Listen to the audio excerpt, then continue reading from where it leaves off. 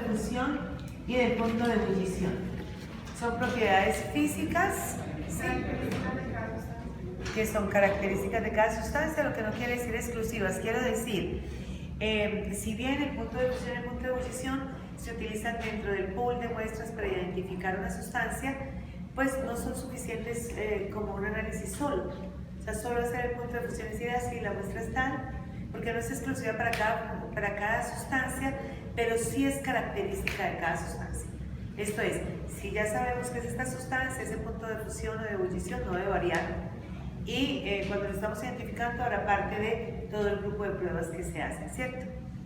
Bueno, los objetivos que tenemos hoy para la práctica entonces son determinar el punto de fusión de un sólido, ¿sí?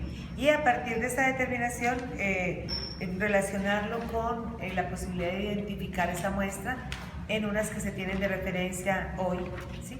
Tenemos 3 sólidos para cada uno de los grupos. De esta manera, cada muestra la van a tener varios grupos y después vamos a poder confirmar ese valor, ¿cierto?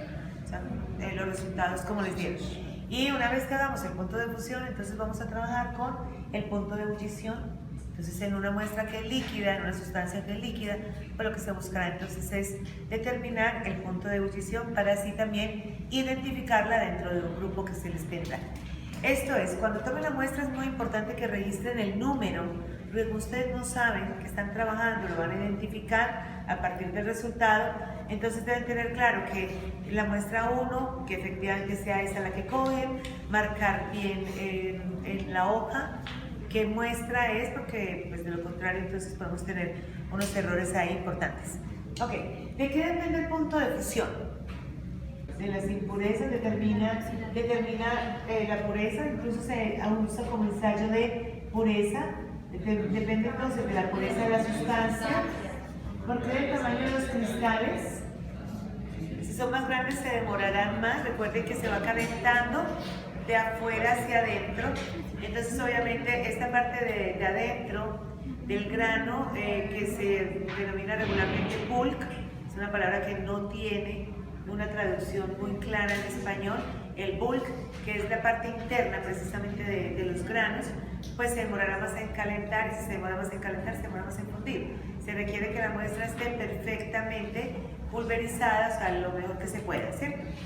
De tamaño de los cristales y la velocidad del calentamiento. Velocidad del calentamiento. El calentamiento se debe hacer despacio, ¿sí?, de 1 a 2 grados por minuto, porque una vez que están calentando van a ver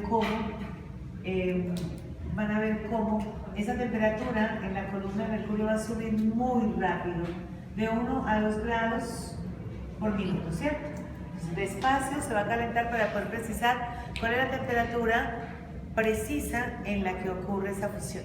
Regularmente no se puede observar en una sola medición, porque como hay que mirar la muestra durante un intervalo tan largo, entonces lo que es común es que se determine el punto de fusión, se deje enfriar, se solidifica de nuevo, vuelve y se calienta y ese intervalo se va cerrando.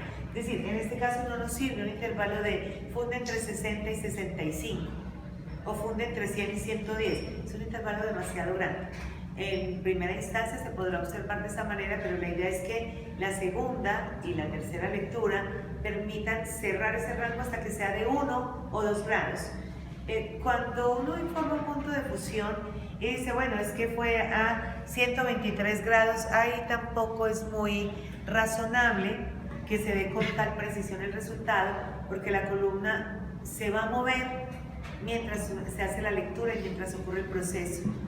En realidad en el sistema la temperatura permanece fija, ¿sí?, permanece estable, es un punto de estabilidad en el momento en el que está cambiando de estado, porque toda la energía que se está imprimiendo a la muestra en forma de calor, las moléculas la están aprovechando como energía cinética para terminar de moverse muy rápidamente y cambiar de estado a un estado de mayor libertad. Sin embargo, las limitaciones de nuestros ojos, de nuestra capacidad para hacer la lectura, implicará que tengamos una diferencia de 1 a 2 grados más o menos para poder precisar esto. Bueno, ¿cómo se hará entonces? ¿Cómo se hace esta parte de la parte experimental? Para la parte experimental entonces vamos a utilizar el mechero. No hemos trabajado con mechero previamente. Estos mecheros que tenemos acá son mecheros de Bunsen. Es un tipo especial de mechero que viene, todos tienen ahí su mechero, que viene conectado al gas. El gas viene pues por tubería y llega hasta este punto.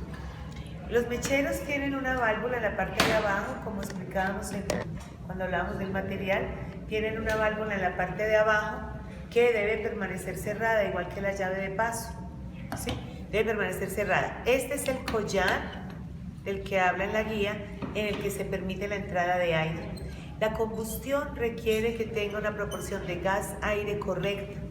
Cuando esa proporción de gas y de aire no es correcta, la llama se ve amarilla o es ruidosa, ¿sí? Y se ve que no es estable. Y eso querrá decir entonces que se debe modular de esta parte. Esta parte de los mecheros de Bunsen, que son los que utilizamos en el laboratorio, no se calienta. Entonces podemos tomarlo con confianza de esta parte de abajo. Es mucho mejor tomarlo con firmeza, ¿sí? Que cogerlo para que no nos vamos a quemar, cogerlo de esta manera. Entonces se debe tomar con firmeza de esta parte, pero de acá para arriba no se debe tocar. El mechero de Bunsen, la característica que tiene es que alcanza una temperatura como de unos 1350 grados. Es supremamente alta, ¿sí? Entonces esta parte no se debe tocar, excepto cuando estamos absolutamente seguros de que está frío. No se debe tener tampoco jamás encendido si no está siendo utilizado en ese momento. Entonces una vez que termina el proceso de calentamiento que se está llevando a cabo, se debe apagar y vuelve y se prende cuantas veces se tenga que prender. Para la determinación del punto de fusión vamos a utilizar, para poder contener la muestra de manera adecuada, esto que es un capilar, es un tubo muy delgado, de vidrio muy delgado. Se utilizan fundamentalmente en laboratorio clínico y vienen marcados dependiendo de las características, es decir, si tienen tipo ambulante, si no, ¿sí? Son estos tubitos. Entonces, por el lado que está marcado, aprovechando esa condición, porque para la marca pueden haber utilizado algún tipo de lápiz que puede tener compuestos orgánicos, entonces lo vamos a sellar por ese lado.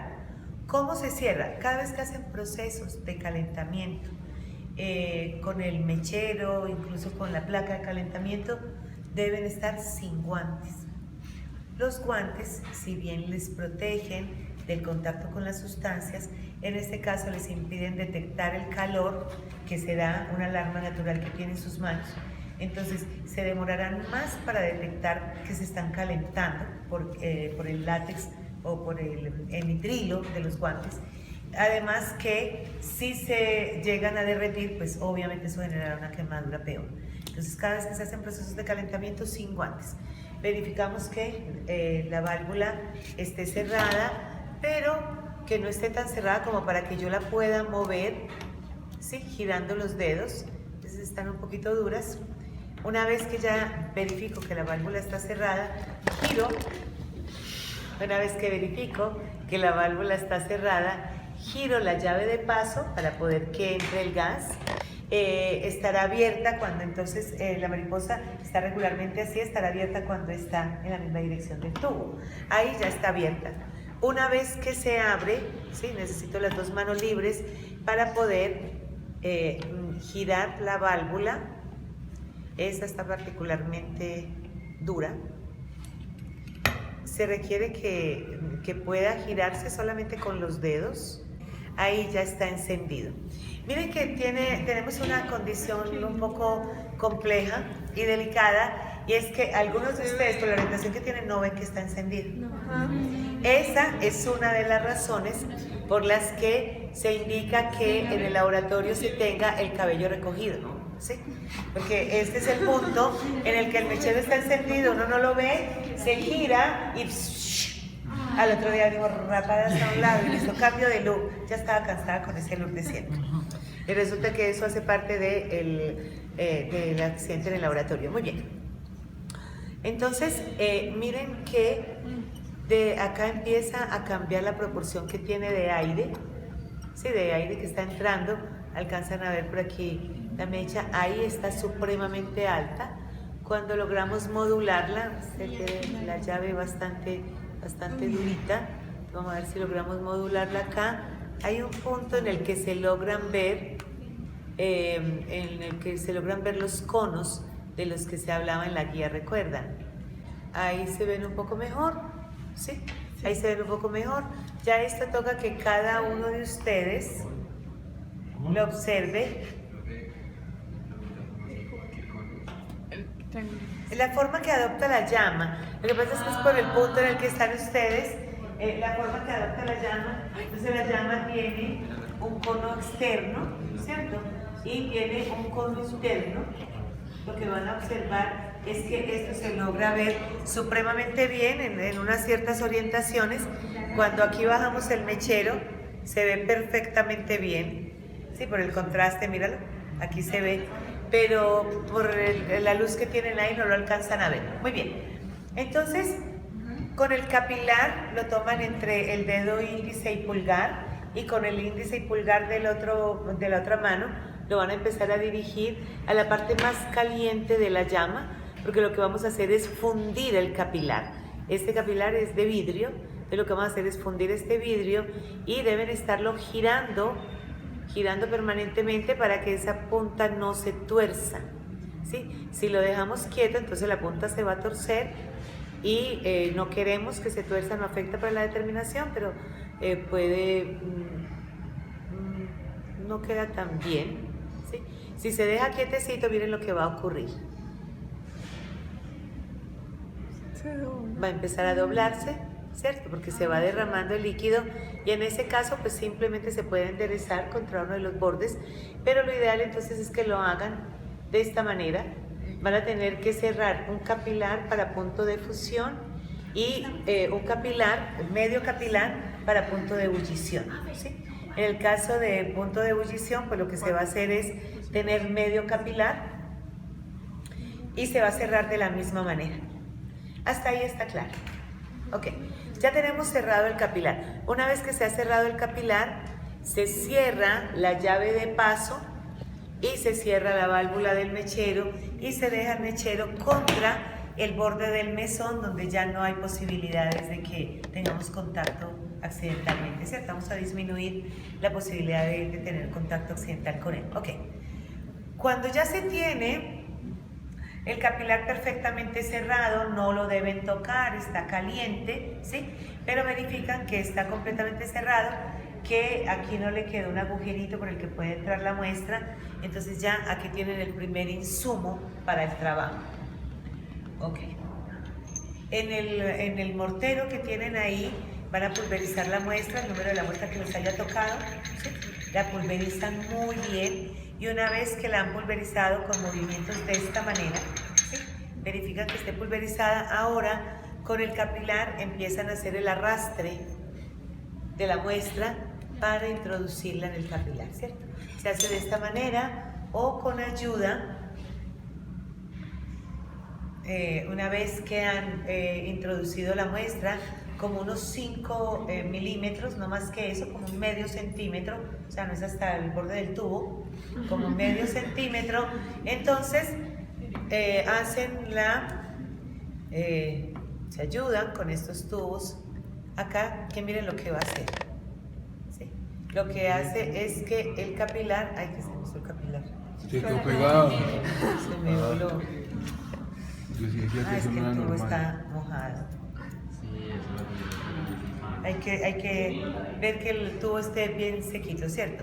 Entonces, lo que se hace es, con ayuda de un tubito de estos, lo que hacemos es dejar caer el capilar y este movimiento hace que la muestra se compacte suficientemente. Ahora, levantan el tubo, cogen el capilar y ya, entonces con la muestra que está aquí compactadita, ya estamos listos para terminar de hacer el montaje. Para el montaje, entonces, vamos a tomar el termómetro. Recuerden que deben manipularlos con mucho cuidado, siempre van en el estuche y esto es para evitar que se rueden. Con la ayuda del compañero lo que vamos a buscar es que el termómetro se ponga con la escala marcada hacia arriba y se alinea la punta del capilar con el borde del termómetro, ¿cierto? Mi compañero me ayuda y sostiene el capilar ahí, mientras hacemos entonces el amarre del tubito con un alambrito de cobre. Se puede hacer también con una bandita de caucho, pero como eso va con aceite, se vuelve supremamente pegajosa la bandita. Entonces resulta bastante bien, ¿sí? Una vez que se ha hecho ya todo el amarre del tubo, que esté firmemente pegado al termómetro, ¿sí? Verificamos que no se vaya a salir de ahí, se alinea la punta del termómetro, la punta de la muestra del capilar con el bulbo del termómetro y que la escala quede hacia el frente, ¿cierto? Ok.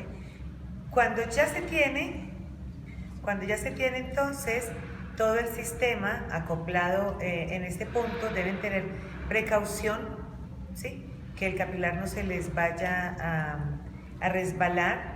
Entonces, cuando ya está insertado en ese punto, ahora todo el sistema que tienen ya acoplado se ubican la pinza en el soporte universal y el termómetro lo ubican después de que ya han insertado el tubo de Thiel. Este tubo es un tubo especial para determinar sobre todo punto de fusión y punto de ebullición. Lo que tiene de característico este tubo es que este desprendimiento lateral hace que sea un baño circulante y así la temperatura dentro de todo el tubo será la misma. No irá calentando de afuera hacia adentro como ocurriría en un beaker como tú lo referías, ¿cierto? Entonces, tienen las pinzas, ya verán cuál se ajusta mejor para qué cosa, ¿sí? En este caso esta puede ajustarnos mejor para el tubo de Thiel, ¿sí? Se hace el montaje con lo que tengamos disponible y ahora entonces se inserta el termómetro. Acá deben tener precaución de no manipular el termómetro ya con el capilar en la misma dirección del tubo. Esto es, lo que hacemos es girarlo para poder acoplar bien el termómetro, o sea, para poder sostener bien el termómetro. Y una vez que ya se tiene acoplado, ya se tiene bien organizado, ¿sí? Que el termómetro quede firme, que no tengan peligro ahí, ahora sí bajan el tubo de Thiel y lo introducen de esta manera. ¿Cuál es el punto? Sí, Alejo, por favor. ¿Cuál es el punto en el que debe quedar? Entonces fíjense que aquí van a verificar varias cosas. El tubo estará lleno de aceite o de glicerina, de alguna sustancia que tenga un punto de ebullición alto, preferiblemente por encima de 150, para que nos permita hacer nuestra determinación. El capilar con el bulbo del termómetro debe quedar a la altura de la salida de este desprendimiento lateral, ¿cierto? Debe quedar a esta altura, quizá incluso un poquito más arriba, debe quedar como ahí, ¿sí?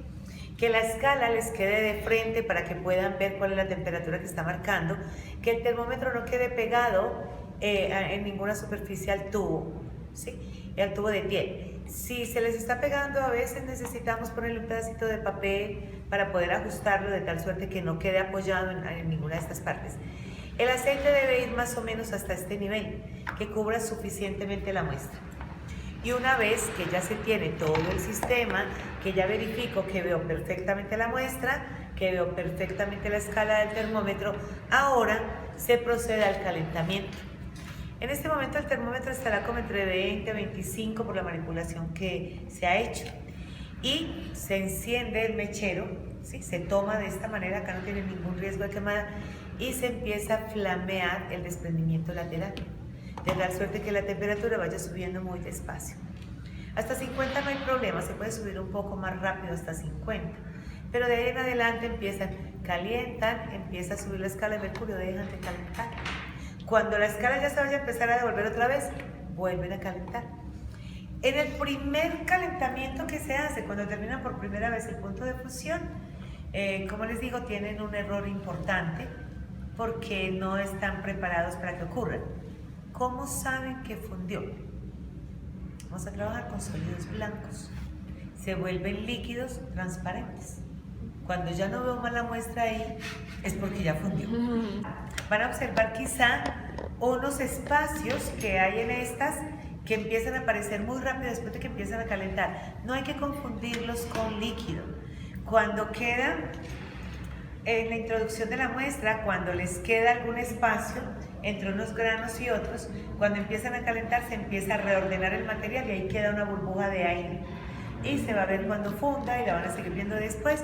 No interfiere en la lectura, sería deseable que no quedara y para eso utilizamos el sistema de poder ajustar de manera adecuada el material dentro del tubo.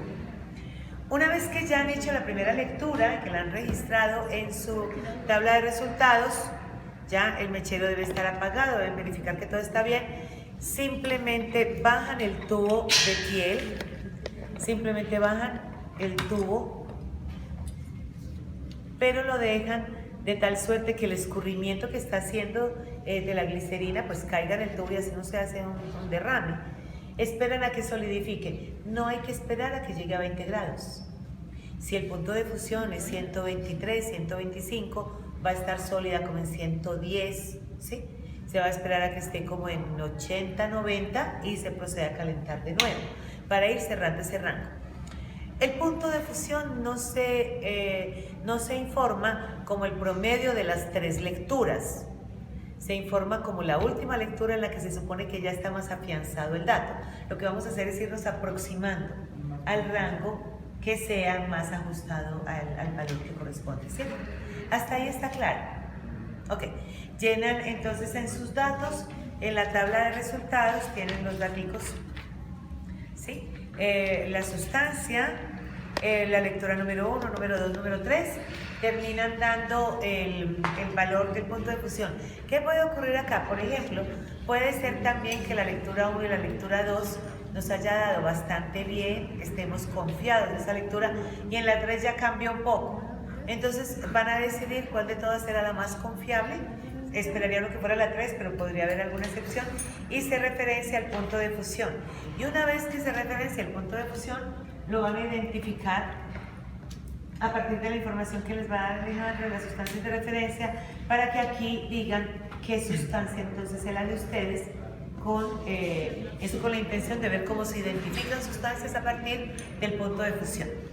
Una cosa importantísima en ese punto de fusión es que también se utiliza como un indicador de pureza. Si se tiene un reactivo, por ejemplo, en el laboratorio y se tiene la sospecha de que no esté en buena calidad, en buena condición ya, se humedeció, se degradó, se descompuso, pasó algo, pues bastará con hacer un punto de fusión. Si ese punto de fusión no cambia, la muestra está en buenas condiciones, todavía está respondiendo a esas características. Si cambia, lo que esperaría uno es que ese punto de fusión fuera más bajo cuando está contaminado. Entonces, si empieza a fundir por debajo de la temperatura a la que esperamos que funda, probablemente está contaminada y haya que cambiar la muestra. ¿Sí?